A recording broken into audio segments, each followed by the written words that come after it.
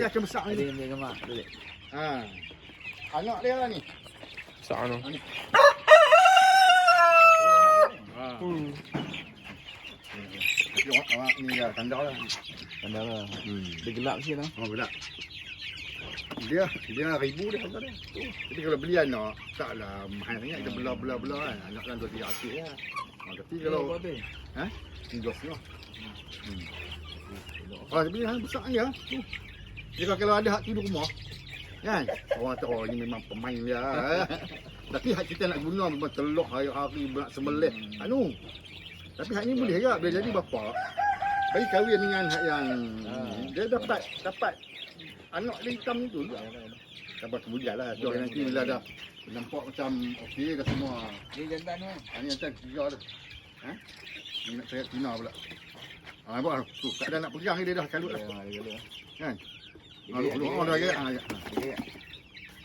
Semua 10 kan? 10. 21. Tapi 70%. 30%. Wah. Tak ada apa lagi dah tu. Nampak bawah ni pun hampir sama apa. Dia tak ada lapis tu. Kurang. Dia ni kecil pak.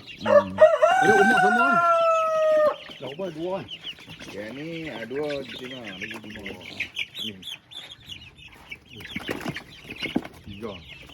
Ni betul ni. Dapat besar. Berapa ada? Yang ni Nampak kan? 2, 4. Ada 3 lah. 3. Oh, baru 3. Baru 3 betina. 4 3, 4 kan? Okey. Dia ni tu. Melepiak. 4. 3 hari eh? 3 hari.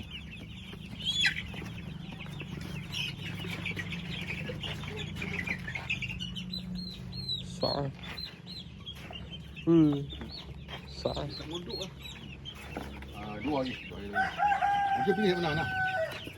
Apa tu? Pilih sikit.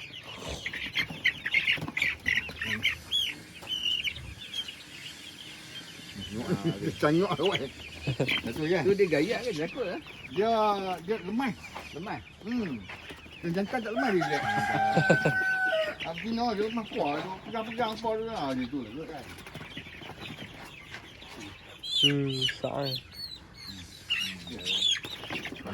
Tak apa, dia duduk dalam ada 4 ni kan. Sebab kalau ni tak apa, kalau hari biasa mungkin balik sini kau. Sungai apa kan. Ni sini tak balik tak boleh. Besar lah. Besar sangat. 7 lah, besar lah.